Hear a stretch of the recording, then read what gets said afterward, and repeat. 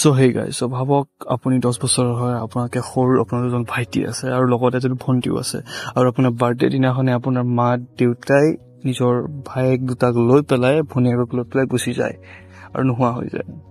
আৰু এইটো কনচেপ্টতে বনিছে এখন নতুন মুভি, যোনখন নাম হ'ল ৰায়ন। আৰু আহক আমি সেইখনৰ ওপৰতে কথা পাতো বৰ্তমান। আৰু ৰায়ন মুভিখন ধনুষৰ 50 নম্বৰ মুভি, যোনখনৰ ৰাইটাৰ আৰু ডাইৰেক্টৰ ধনুষে হয়, মানে তেওঁ নিজেই এইখন লিখিছে আৰু নিজৰ ডাইৰেকশ্যনো কৰিছে। আৰু মুভিখন অভাৰঅল চাব গ'লে মুভিখন বেয়া নহয়, কিন্তু মুভিখন কিছুমান সময়ত 2.5 ঘণ্টাৰ মুভি হয় যিহেতু, গতিকে কিছুমান সময়ত মুভিখন অলপ টানা যেন ফিল হয়, অলপমান ষ্ট্ৰেছ হৈ যায় মুভিখন। কিন্তু মুভিখন ইহঁতে ইচ্ছা কৰিলে আৰামছে মুভিখন মানে 2 ঘণ্টা বা 2 ঘণ্টা 10-15 মিনিটৰ ভিতৰত শেষ কৰিব পাৰিলে হয়। আৰু মুভিখনৰ ভাল পইণ্টছৰ ওপৰত কথা পাতিবলৈ হ'লে মুভিখনৰ মিউজিক ভাল আছে, মুভিখনৰ যোনখন চিনেমেটোগ্ৰাফি হয় সেইটো ঠিক আছে, মুভিখনৰ মিউজিকটো ৰেহমানে দিছে, গতিকে ভালেই হ'ব। আৰু মুভিখনৰ ডাইলগছবিলাক ঠিক আছে।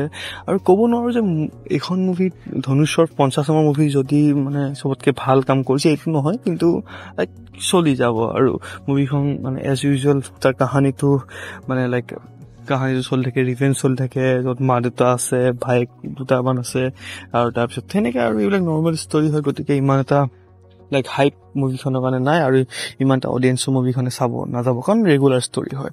কিন্তু মুভিখনত টুইষ্ট কেইটামান আছে, ভাল বঢ়িয়া টুইষ্ট কিছুমান আছে, কিন্তু কেইটামান চিনতে সেই টুইষ্ট কেইটা দিব যাওঁতে কিছুমান চিন মানে মুভিখন অলপ ষ্ট্ৰেছ হৈ যায়। আৰু কোনকেইটা পইণ্টৰ ষ্ট্ৰেছ হয় সেইটো ক'ব নোৱাৰোঁ, ক'লে স্পইলাৰ হৈ যাব। কিন্তু অভাৰঅল মুভিখন যেতিয়া OTTত আহিব বা টিভিত যেতিয়া আহিব, তেতিয়া আমি ফেমিলিৰ লগত চাই পেলাই চবেই এনজয় কৰিব পাৰিম। কিন্তু মুভিখন থিয়েটাৰত গৈ পেলাই চোৱা মুভিখন ক'ব গ'লে নহয়। কিন্তু যদি আপুনি ইমান এটা ৰেগুলাৰ ষ্টৰিবিলাক নাচায়, তেন্তে এইখন চাব পাৰে।